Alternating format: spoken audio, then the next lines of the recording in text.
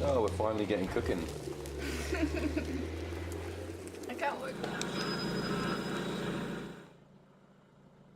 I've just sent Garta La Narta, 7B25, pretty sick climb. I think he's got 2 stars in the guide. Definitely worth them 2 stars. I started working this route back in January of this year. I think I've only been on it maybe for 3 days.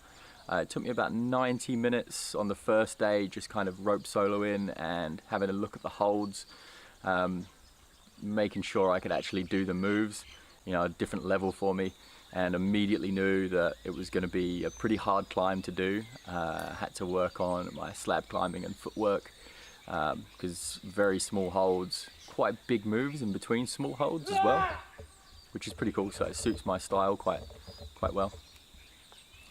And yeah, so the process began in January, and each time we've come to Froggatt, I've been looking at doing it over the summer, but it's always been, you know, too humid, like too sunny, the sun's on the wall, it's just like we're hot and sweaty. So I kind of went back to doing a lot of other climbs around Froggatt and doing a lot of filming of the climbs and stuff like that, and not projecting too hard. When we had good conditions, I'd jump on it and give it a few send burns, but nothing ever came of it. My high point for a long time was coming up to a small crimp and then trying to make a 2-finger pocket, and it was just kind of dialing them moves and having the footwork in the right place to be able to make them moves.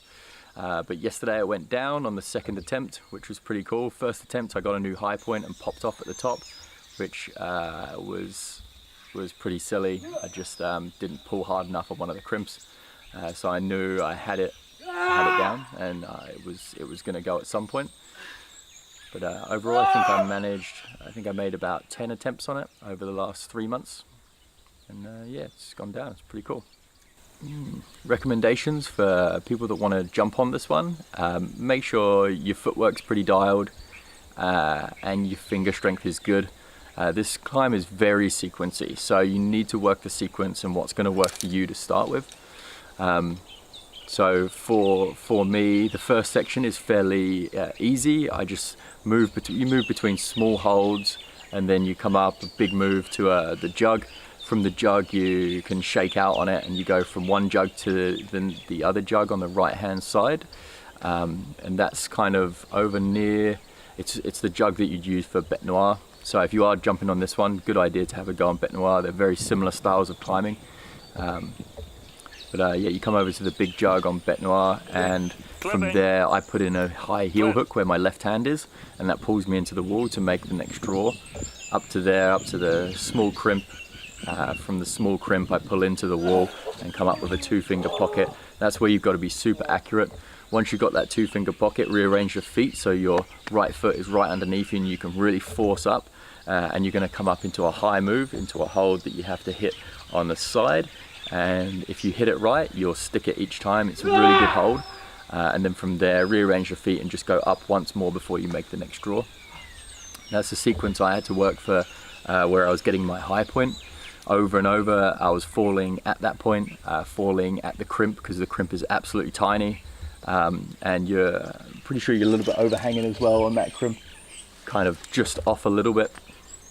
So as you pull in for that crimp, make sure you're right in towards the wall, and move the heel that you've put in to a toe as well. So change your heel to a toe before you make the next move to that 2-finger pocket, and it should help. From there you can get a good shakeout. So once you make the 4th draw, you come into the second crux sequence, which is some side pulls into some small crimps and a crossover, which is really cool moves on very small holds, but they are in cut. I managed to break one of the holds on this a tiny little bit, which made it a little bit harder, but nothing drastic. Pulled one of the little nubbins off of one of the crimps on my, I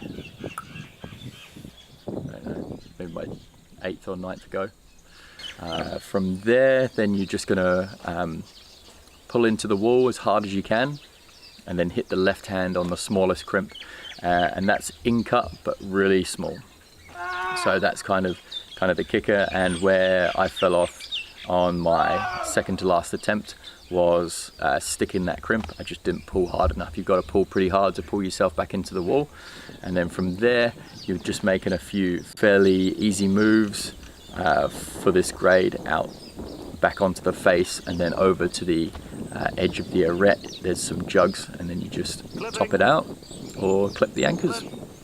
The thing I enjoyed most about this was the process of projecting a route, finding something hard, doing something that was at my limit, and definitely honing a different style of climbing to what I'm used to. Yeah, it was a really, really cool route.